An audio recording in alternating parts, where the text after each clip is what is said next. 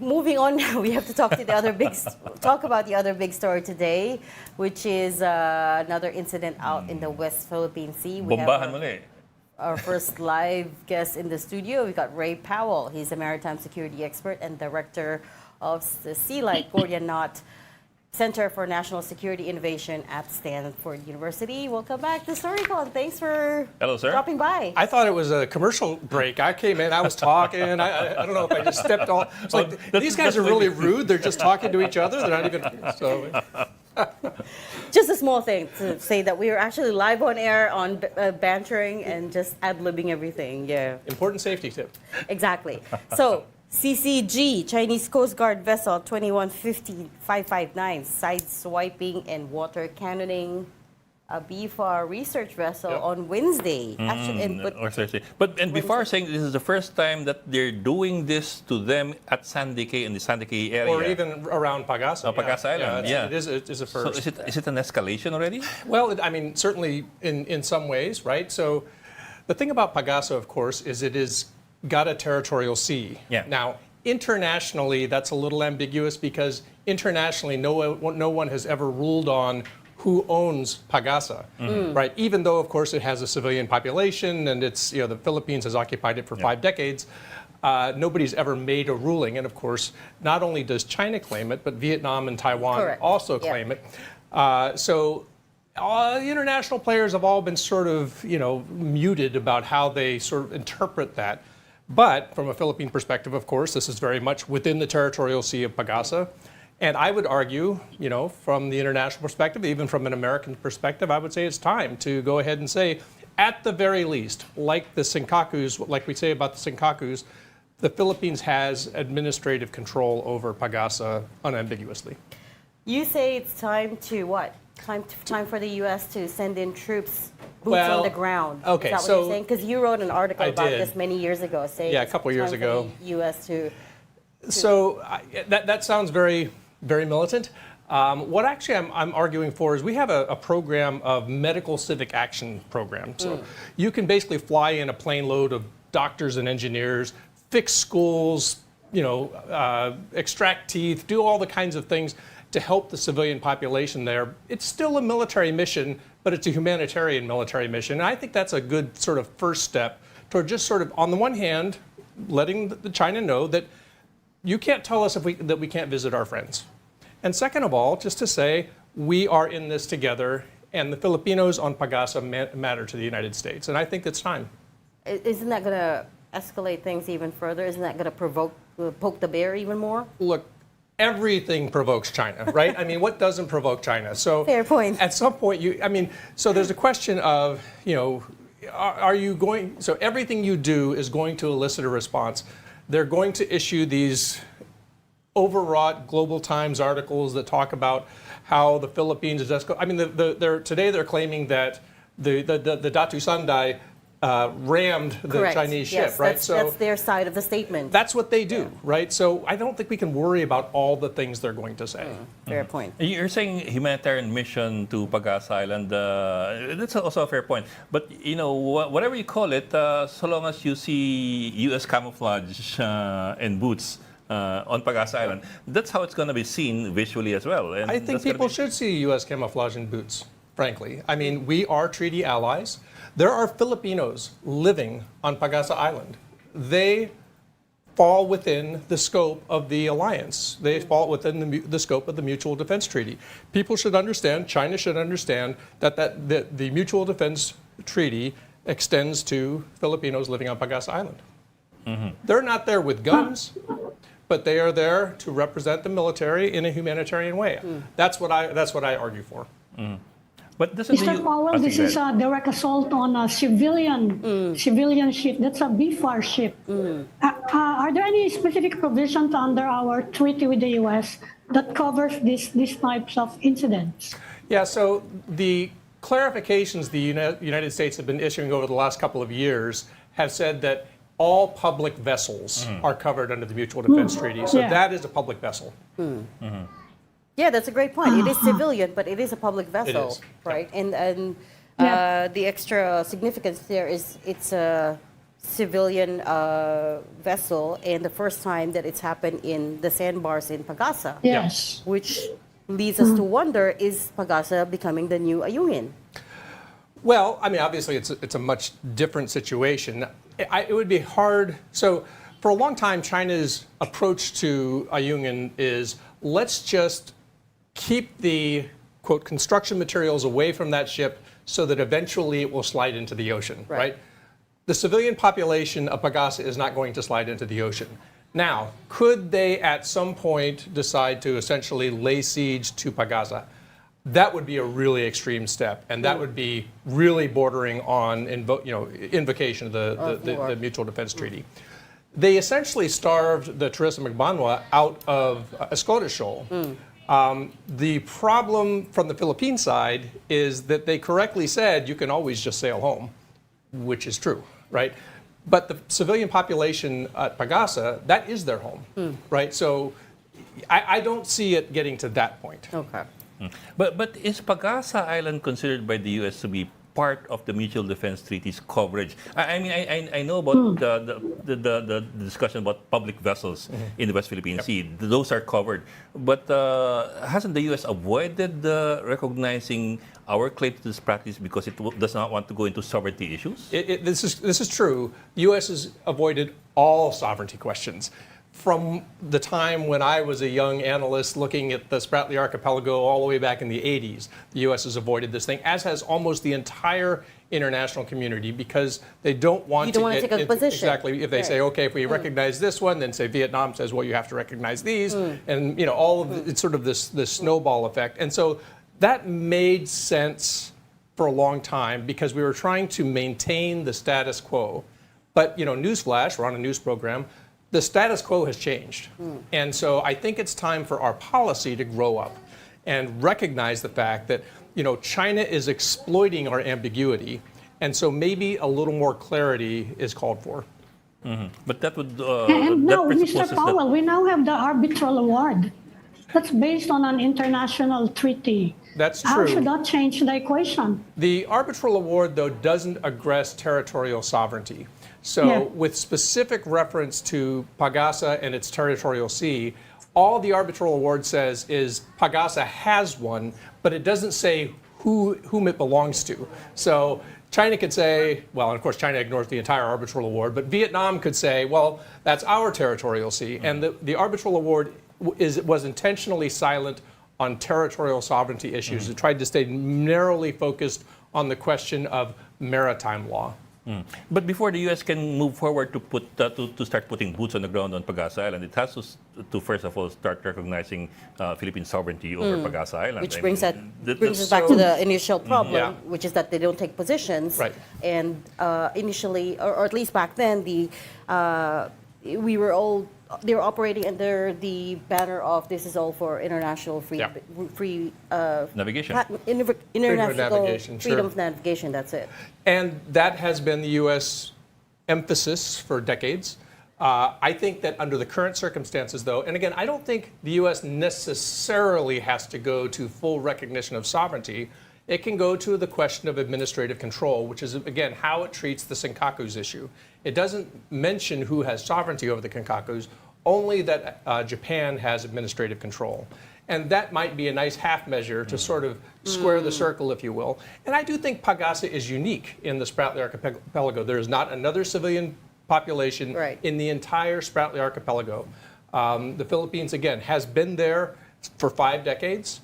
Now, Taiwan would argue that they got there a little bit sneakily, but there was no violence. They didn't take it. And I think at this point to just settle down and say, look, let's just face reality. The Philippines is not leaving Pagasa. There's a civilian population there. We're going to support our friends. So acknowledging one country's administrative ownership of it is different from acknowledging sovereignty? Yeah, that would be the specific example of the Senkakus. So, quiet on the question of ultimate sovereignty. It's sort of it's a half measure, saying administrative control clearly belongs to this country, and frankly, similar to the treatment of Taiwan. Similar to the treatment of the Senkakus. Just Senkaku, okay. Yeah, I mean, Taiwan is a whole mess in and of itself, but And I would say, of course, there's no civilian population on the Senkakus, but there is one on Pagasa. Going back to Sandy Cay. Mr. Powell, I want to go back to the arbitral award that covers our maritime entitlements. Are you saying because the territorial dispute has not been settled, that China can still go to our seas and invoke their territorial claim, while we are saying we have been awarded sovereign rights and our maritime entitlements have been defined under an international law? We cannot tell them, please stay away, to stay out of our, let's say, EEC, for example. Well, I think the Philippines can absolutely say that. The issue is what has international law spoken on with regard to territory? And the answer is, in the Spratly Archipelago, nothing. And Pagasa lies just outside the exclusive economic zone of the Philippines or anyone's exclusive economic zone. So it is literally outside all exclusive economic zones. That wouldn't necessarily apply to a territorial sea. And if there were a ruling on sovereignty over Pagasa favoring the Philippines, then they would absolutely be in the Philippines territorial sea. And I think it's perfectly fine for the Philippines to say, you are in our territorial sea because we live here and we claim sovereignty.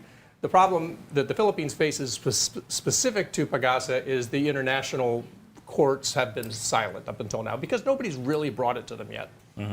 Going back to Sandy Cay, for a long time it appeared that China and the Philippines were treading very carefully on Sandy Cay because of the 2002 Declaration of Conduct. Nobody's supposed to take over any uninhabited island or feature. But in the past few months, we've been seeing more activity there. You've seen China raise a flag there. Just last month, as well. right? Last month, and it was broadcast by their state media, by which Chinese is quite state odd, media, and declaring that it is theirs on Chinese state media, and of course that's basically means that it's the Chinese government. And then you have the water cannoning for the first time off Sandy Cay. So are we headed somewhere we don't want to go? What's the signaling there? Okay, so I think first we have to understand what the significance of Sandy Cay is. So you have the Philippines on what's technically under the arbitral award is technically a rock, which does have territory, so they can claim a territorial sea. Nautical miles. Meanwhile, China is nearby on Subi Reef, which is technically under the arbitral award a low tide elevation, earning no territorial sea. It is not territory. What is territory is Sandy Cay, and so China, I think, maybe, even though it says it doesn't care about the arbitral award and claims the entire South China Sea anyway, this may be something of just sort of a gambit over a period of time to eventually say, well, here we have something that's authentically above water at high tide, therefore this is territory, and now our position is even stronger under our lawfare campaign. So what should the Philippines do with regard to Sandy Cay? I mean, without violating, for example, the 2002 Declaration of Conduct, should the Philippines just put an outpost there or what? Who was telling us we should build a hut? That was us. Oh, that was you. That was you.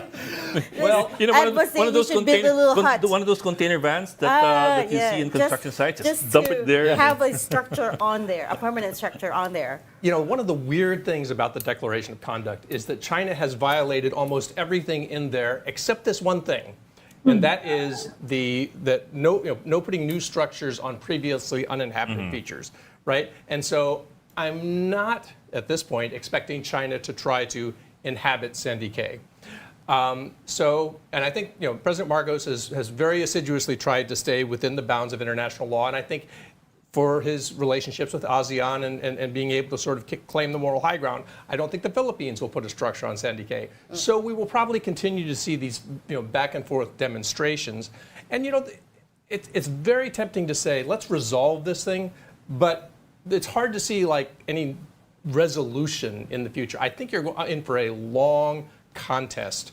And so you are going to have more of these kinds of conversations over a long period of time. Any possibility, for example, of another ship running aground?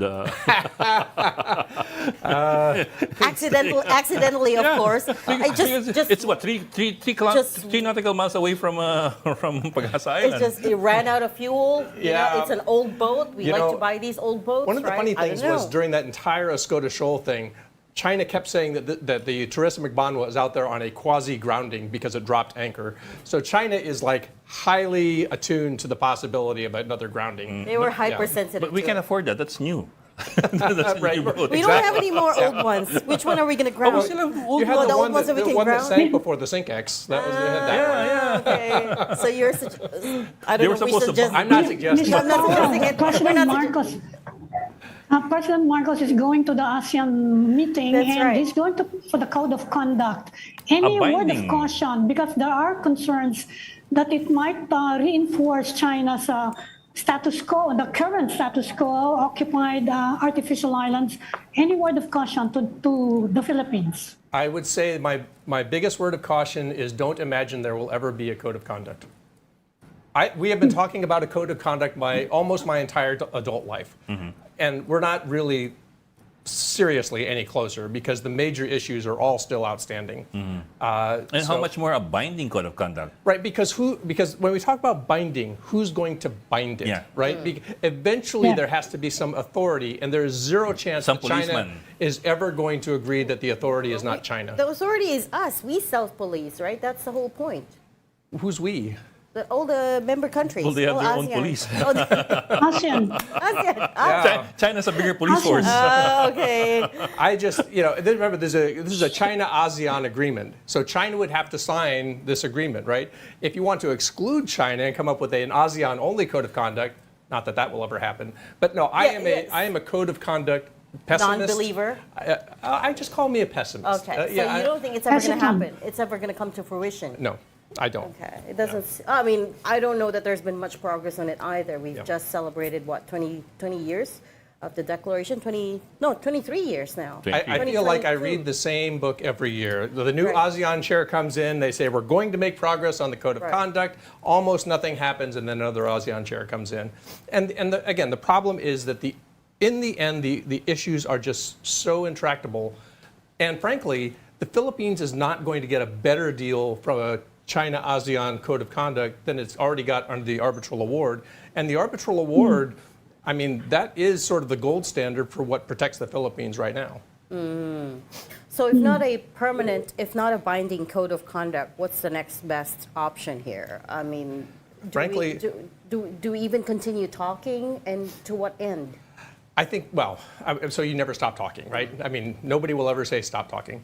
I just think you have to keep your expectations in check and understand that in the end, what the Philippines is looking at is a long-term resistance to occupation, right? So you've heard me say before, this is a maritime occupation of the West Philippine Sea by a hostile imperial power. The thing that defeats an occupation is time and, frankly, the imperial power getting tired and going home because it just doesn't want to fight anymore. China is not close to that now, so you have to think this is going to be a long-term effort. Right. Ray, you also published a few articles. I don't know if we could show it on the big screen about Scarborough and talking about China's expanding presence in Yep. the Scarborough Shoal. You're saying that it's used, it really expanded its forces out there, Yeah. increased its forces blocking the Philippine access. This is to a it. great graphic. Our data visualization team put this together, and it really shows that in the last 12 months, the Philippine Coast Guard is no longer, or BFAR, no longer able to approach Scarborough Shoal. It's being kept out by an ever-expanding phalanx of China Coast Guard and maritime militia ships. What's going on there? What's the end game here? Well, of course, part of it is, of course, China is just asserting its control. Now, it's had control effectively since 2012, Correct. but the Philippines was able at least to approach Correct, the shoal. exactly. A very interesting thing happened, and this is the other article. A very interesting thing happened in the middle of last year, which is China put out a big report saying, we did an environmental study of Scarborough Shoal and found that the condition is excellent, right? Now, nobody outside of China really believes that, because what we know and what we've documented on the website is that China has been aggressively harvesting giant clams at Scarborough Shoal for years. At the same time as China, and by the way, giant clam harvesting is extremely destructive to reefs. So the first way that they would do it is they would drag propellers through the reef and churn up the Right, reef so right. they could get it. And what they like is the clam shell because they make it into jewelry and statuettes and things. They're very valuable on the Chinese market. The other thing that they do is they blast high pressure water down into the reef to sort of try to stir up the reef, and that sediment then goes out and kills other parts of the reef. So China has been doing this. We've documented how they've done it, and what we are saying is the other thing that happened at the same time China put out the report saying the reef was excellent, all the giant clam vessels have disappeared. And middle of last year, June of last year, they all left, and they haven't been back. Is it because there are no more giant clam shells? Is it because giant clam shells are not valuable anymore? I would say no. The most logical explanation, the preponderance of the evidence, suggests that the condition of the reef is actually quite bad, and they have successfully gone a long way toward destroying the ecosystem of Scarborough Shoal, and they now recognize it, and now they're going to try to give it time to heal. The image that you're showing right now, Yeah. could we put it back? What's the color coding here? Okay, so this particular one is the Philippine Coast Guard and BFAR vessels. So, but the yellow spots are where it's been most active, then sort of the purple spots, and then the blue spots. And so what you can see is Scarborough Shoal there in the middle, and there's about a 25 or 30 nautical mile exclusion zone that the Philippine ships are no longer able to get into Scarborough Shoal. And this is very different from the previous 12-month period where those vessels were routinely able to get right up to the edge of the shoal. And again, coming back to your story, the whole point of blocking access is to prevent anyone from seeing the destruction? I think that's part of it. I do think that they very much want to keep anyone out that might actually be able to disprove the truth of what's actually going on there. I think the other thing, of course, is they've just decided to make take full control. They're going to take full control, right? Okay. Yeah. Can't we see it over And can we satellite? file an environmental case? Can we file an environmental case against China? Yeah. I think that's probably, in fact, I believe that's very much under consideration here in Manila. And to your question, actually, if you look at, again, back on the Sea Light website, we have an article that I wrote. Basically, it says that China is lying about the condition of Scarborough Oh, Shoal. yeah, that's right. That's the other article Yeah. you published. And in that article, we show some satellite images that show plumes where these giant clam vessels are blasting almost certainly blasting the reef and uncovering. Oh, no, that's a that's the different one. research Yep. vessel. Yeah. But uncovering the reef. And so, and we've also show how these giant clam articles from Scarborough Shoal have been very much on the market even after China said that it was banning the trade in giant clams. So what they've done is they've sort of used a loophole which says, well, we didn't say giant clam shell, we just said giant clam. Giant clams. So, which is good if you're a living giant clam, maybe. But if you are a reef that has giant clam shell deep within it, then that's a bad thing. Terribly destructive for Yes. you. But could that be what's happening out at the sandbars in Sandy Cay in Pagasa? Because remember, the BFAR vessels that went there also noted down some Crushed corals. a lot of crushed corals and a lot of coral reef destruction under the waters. So I think, so as far as giant clam, I don't know that we know that they've been doing giant clam harvesting at Pagasa. So now the crushed coral dumping, what we suspect may be happening is they're just trying to artificially Increase. raise the top of the cays so that they are above water at high tide, so that they can It say becomes later on, look, this is a real island or a Right. real rock under Right. international law. So therefore, should get a territorial sea, and therefore, whenever we do decide to put somebody out there, that has its own weight behind it. So. You just said it isn't likely that they're going to defy that convention in the Declaration of Conduct, right? Which is to put a permanent structure. So far, they have stayed away from doing that. Although they have a very, very carefully worded. When they call out the DOC, so it says that previously inhabited features cannot be occupied, right? With the Sierra Madre out at Ayungin Shoal, China has always said that doesn't count as real inhabitation, right? So they've never given the Philippines credit for inhabiting Ayungin Shoal. Meanwhile, when they had fishing huts at Mischief Reef, them turning that into a huge port and airfields and anti-ship missiles, that's A-OK. Right. So in other words, if you stick another vessel there in Sandy Cay, that's also not inhabiting an uninhabited area. I would if you use their that China has a white-hot passion about grounding vessels. They just really, really You don't would like think, that. right? You would think they would be If we file an hypersensitive. environmental case and we win it, will it be binding? Well, again, so in some ways, the other arbitral award should be binding. But if China Yes. says no, then the question then becomes who does what. So, right. So ultimately, Yes. and so this is, you have law, you have a prosecutor, but you have no sheriff to put somebody in jail. That's what all of this sort of lacks, is there is not the sheriff who actually goes out and says to China, we're putting you in jail. So, In a Well, jail the big enough. international community is issuing statements of condemnation. What else can other countries do? so I think that the other thing that other countries are doing is assisting the Philippines in building their capacity. And I think that's actually really important, because ultimately the thing that's going to deter China, frankly, is hard power. And so, again, this goes back to this question of a long-term resistance. Right. Anyone wishing for a short-term solution, I don't think that there are any of those that really end that well.